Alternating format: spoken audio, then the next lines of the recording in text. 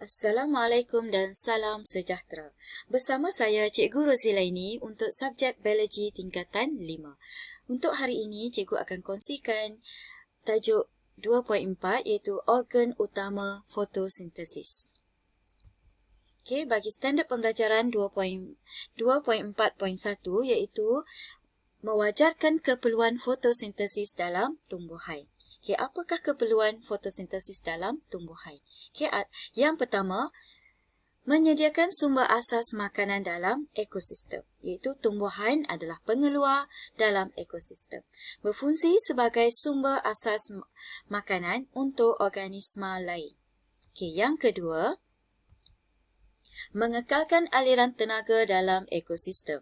Semasa fotosintesis, tenaga cahaya diserap oleh tumbuhan, tenaga cahaya ditukar kepada tenaga kimia dan disimpan di dalam tumbuhan. Tenaga kimia ini dipindah melalui rantai makanan dan akan hilang sebagai haba ke persekitaran. Okay. Keperluan yang ketiga ialah mengekalkan keseimbangan oksigen dan karbon dioksida. Tumbuhan menyingkirkan karbon dioksida dari atmosfera melalui fotosintesis. Ini memperlahankan pemanasan global. Okay, fotolisis air oleh tumbuhan membebaskan oksigen yang diperlukan oleh semua organisma untuk respirasi aerob. Okay, so kita sambung lagi dengan penyesuaian struktur dalaman daun. Okay, contoh, fotosintesis memerlukan pigmen klorofil untuk menyerap cahaya matahari daripada matahari, gas karbon dioksida dari atmosfera dan air daripada tanah. Okey, kita tengok penyesuaian daun. Kalau ingat subtopik yang sebelum ini kita dah sentuh berkenaan dengan penyesuaian daun. Itu daun, susunan daun ialah susunan mozaik. Okey, lamina daun. Ya. Ciri-ciri lamina daun, lebar dan nipis. Okey, kutika yang berliling. Okey, urat daun yang memberi sokongan kepada lamina daun. Okey, susunan mozaik tujuan dia ialah untuk minimumkan pertindihan daun. Okey, maksimumkan pendedahan daun kepada cahaya matahari. Kemudian kita tengok kepada lamina daun. Okey, lebar dan leper tujuan dia ialah untuk menambahkan luas permukaan. Okey, nipis bagi memudahkan gas dan cahaya sampai ke sel mesofil. Kutikel yang berlilin, kalis air dan lutsina untuk menghalang kehilangan air secara berlebihan. Ini penyesuaian daun. Okey. Kemudian kita tengok lagi penyerapan tenaga cahaya yang efisien. Okey, pertukaran gas antara daun dan persekitaran berlaku dengan cekap. Pengangkutan air yang berterusan ke daun. Pengangkutan gula ke bahagian tumbuhan yang lain. Okey, ini untuk meningkatkan kecekapan fotosintesis. Jadi daun memerlukan 4 perkara ini. Okey, seterusnya kita tengok kepada struktur dalaman daun. Okey, epidermis atas, epidermis bawah. Okey, epidermis atas ialah diliputi oleh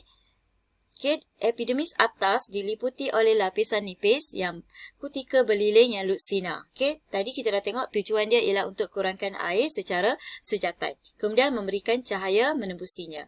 Okey, epidermis bawah. Okey, epidermis bawah dia mempunyai stomata. Okey, stoma. Kemudian stoma ini dikelilingi oleh sel pengawal. Sepasang sel pengawal. Okey. Tujuan dia untuk membenarkan karbon dioksida meresap masuk, oksigen dan wang air keluar meresap dari daun. Okey, kita tengok seterusnya ialah mesofil palisade.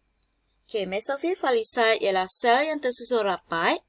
Okey, kalau dapat perhatikan, susunannya ialah rapat, padat dengan kloroplas. Tujuan dia ialah untuk membolehkan penyerapan cahaya matahari secara maksimum. Kemudian kita ada mesofil berspine. Okey, sel mempunyai kloroplas, terdiri pada sel yang tersusun longgar dan mempunyai ruang udara. Membolehkan resapan gas berlaku dengan cekap. Okey, seterusnya ialah xylem, phloem. Okey, ini adalah bekas vaskula yang terdiri pada xylem dengan phloem. Xylem untuk mengangkut air, dan iron mineral, manakala phloem untuk mengangkut produk organik seperti sukrosa. Okey, so kita sambung lagi dengan struktur stoma. Okey, struktur kloroplas. Kloroplas terdiri daripada, okey, ini daun kita keluarkan, okey, kerata rentas daun, sel berfotosintesis, okey, kloroplas. So kita akan tengok kloroplas. Okey, dilitupi oleh dua membran, iaitu membran luar dan juga membran dalam. Okey, kawasan bendalir yang tidak berwarna yang mengandungi enzim. Kemudian terdapat klorofil di membran tilakoid. Okey, timbunan cakra tilakoid kita panggil dia granul. Okey, so semua orang tahu kloroplas ialah fungsi dia ialah tapak fotosintesis. Okey, tadi dah bagi tahu dah membran luar, membran dalam, granul, tilakoid, stroma. Okey, ini contoh gambar rajah juga. Okey. Kemudian kita masuk kepada kromatografi.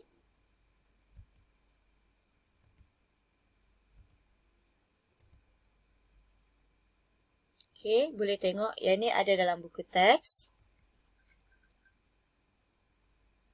Okey, standard yang seterusnya ialah murid boleh menghubungkan kait tindak balas berdasarkan cahaya dengan tindak balas tidak bersandar cahaya.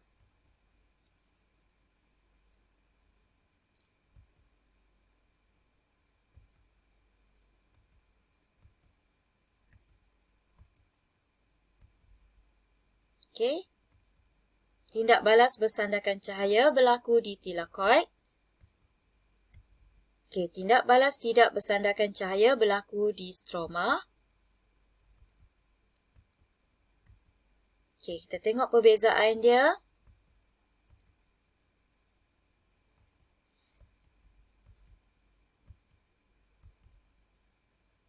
Okey, boleh lihat pada carta alih.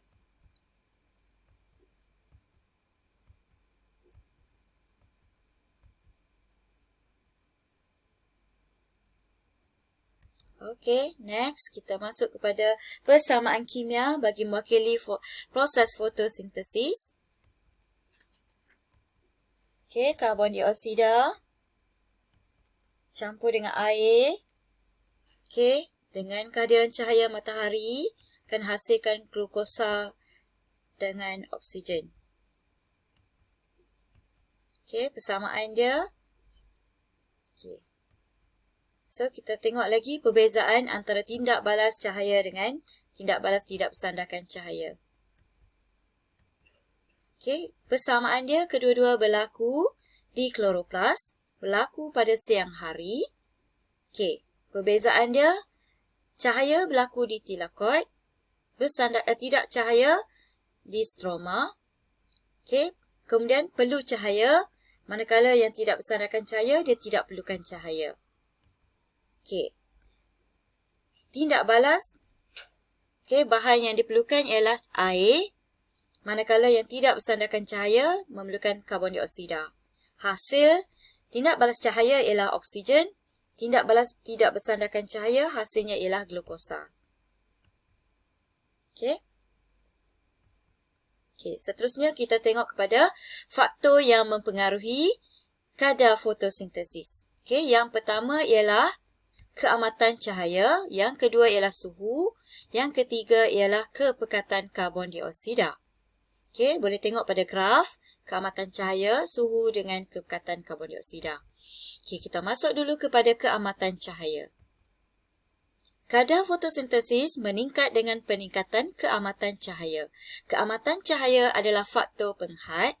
Okey, kita tengok. Pada keamatan cahaya yang tinggi, kadar fotosintesis tidak berubah. Okey, faktor lain adalah faktor penghat. Contohnya, kepekatan karbon dioksida. Okey, yang kedua ialah suhu. Okey, kadar fotosintesis akan meningkat dengan peningkatan suhu. Okey, pada suhu yang optimum, kadar fotosintesis adalah maksima. Okey, pada suhu yang lebih tinggi, enzim tenyah asli, fotosintesis akan terhenti. Okey, faktor yang ketiga ialah kepekatan karbon dioksida. Okey, kadar fotosintesis meningkat dengan peningkatan kepekatan karbon dioksida. Semakin meningkat kepekatan karbon dioksida, tiada peningkatan kadar fotosintesis. Ini faktor lain yang menghadkan kadar fotosintesis ialah keamatan cahaya. Okey. So, ini contoh eksperimen untuk mengkaji kadar fotosintesis. Ini adalah susunan radas kesan keamatan cahaya terhadap kadar fotosintesis.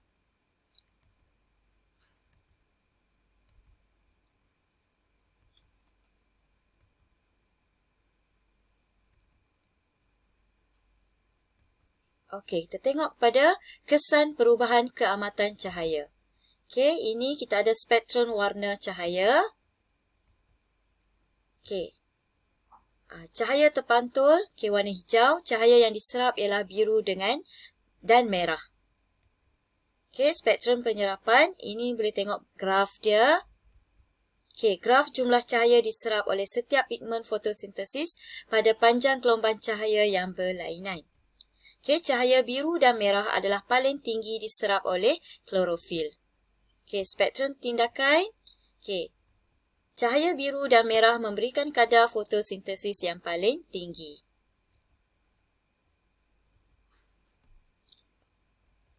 Okey, itu saja untuk topik hari ini.